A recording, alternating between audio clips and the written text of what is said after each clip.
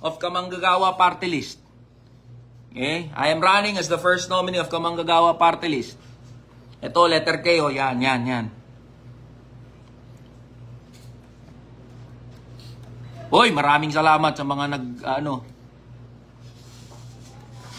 Ano pong goal nyo? Sinabi ko na, walang ibang goal ang Kamanggagawa Party List. I-file. Yung pagre-repeal sa RA 6727, provincial rate. Yun lang ang goal namin. Okay? Taas sahod ng mga manggagawa, pababain yung preso ng mga bilihin. Yun lang, walang ibang goal. Huwag mong sirain yung tiwala namin sa inyo, idol. Mga boss, ganito lang kasimple yan. Okay? Pag hindi yan ang unang ginawa, halimbawa't makatawid ang kamanggagawa bilang party list sa Kongreso. Tandaan nyo to ha. Pag hindi yan ang unang ginawa ng kamanggagawa, i-record nyo na to, panghawakan nyo, siraan nyo na ako sa lahat ng pwede nyong siraan ha. Pag hindi yan ang ginawa ng kamanggagawa na i-repeal ang provincial rate, unang-unang day sa Kongreso, magre-resign ako. Pagtawanan nyo ako. Yan. Aalis ako. Unfollow, i-block nyo ako, pagtawanan nyo ako, gawin nyo akong meme. Yan. Kaya pala nag-iingay. Malamang, mag-iingay ako mga boss. Anong gusto nyo? Tahimik? Diba? Mag-iingay talaga ako. Ba't ipinagpasinungaling ko ba sa inyo yan? Talagang iingay ko. Anong gusto nyo? Tahimik? Talagang iingay ko. Ayaw nga pag-usapan eh. Sa tingin nyo, kung di natin pinag-uusapan itong mga issue ng provincial rate, tsaka lahat na nakapost sa social media platforms ko. Tingin nyo, pakikinggan tayo? May tanong. Baka mawala ka sa TikTok live kasi nanalo ka na. O edi everyday. Ba? Alam nyo mga boss, sabi ko nga sa inyo, sakaling pala rin tayo dito sa Kongreso, dito sa party list, walang ibang pagkakautangang loob ang kamanggagawa kundi kayo lang din. Kung wala sa TikTok, di puntahan nyo sa opisina pag nanalo. Tangin ng mga kongresista kasi ito eh. Di ba? Yung mga congressman tsaka mga senador, akala mo, di ba, mga VIP, masyadong VIP. Hindi nagpapakita sa mga constituents niya. O, yan. Nag-file na tayo, boss. Ayan, o. Credentials, anong credentials? O, sige, mga nagtatanong ng credentials. Nagtapos ako ng economics sa PUP.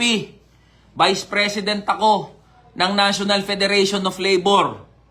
Nagtrabaho ako sa isang NGO bilang Community Relations Officer. Naging Vice President ako ng isa pang NGO, Freedom from Death Coalition. Okay? Nakakuha ako ng fellowship certificate sa Kyunghee University, South Korea. Anong fellowship certificate yon? United Nations Capacity Development Program for Sustainable Development Goals. So, yan ang credential ko. PUP, certificate, fellowship certificate sa Kyunghee University, South Korea. Nagtrabaho, naging manggagawa, Vice President ngayon ng National Federation of Labor.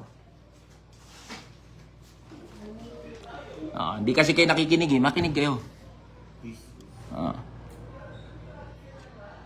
Anong party list? Kamanggagawa. Letter K, Kamanggagawa. Yung mga nagsasabi, sabi nila, TikTok creator lang yan, vlogger lang yan. Grabe naman kayo sa mga vlogger. Grabe naman kayo sa mga TikTok content creator. Hindi naman lahat, diba? Sinasabi ko, kayo nga, nagti-TikTok shop eh, diba? Kaya nga, namimili online eh. Grabe naman kayo makapanghamak, makapangliit sa mga online business, mga online na mga negosyante. Pakilagay nga po anong chapter kayo, pakilagay anong chapter kayo mga boss, anong lugar kayo. Sige. Ulitin ko lang mga boss, water break daw muna, water break.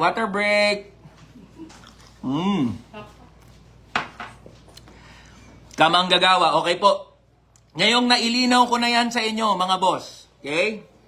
Tatakbo sa eleksyon, bilang first nominee ng kamanggagawa, may request ako sa inyo ngayon mga boss. Okay lang ba kung magre-request ako sa inyo mga boss? Doon lang sa mga gustong makinig, doon lang sa mga gustong maniwala. Okay? May request ako, type yes kung nakikinig kayo mga boss. Type yes kung nakikinig kayo mga boss. Simple lang request ko, mga boss. Ha? Simple lang naman tong request ko.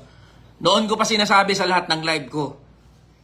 Kung naniniwala kayo na dapat buwagin na ang provincial rate, magsama-sama tayo. May mga team kupal, di ba? Oh, sama-sama na po kayo. Ito na yung takdang panahon na binabanggit ko.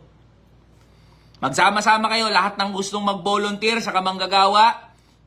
Ito, patakbuhin natin ang kampanya ng kamanggagawa. Ipakita natin ang isang kampanya na pinatatakbo ng mga manggagawa, ng mga ordinaryo na Pilipino. Nasanay tayo sa eleksyon na ang politiko siya yung nagwawaldas ng pera.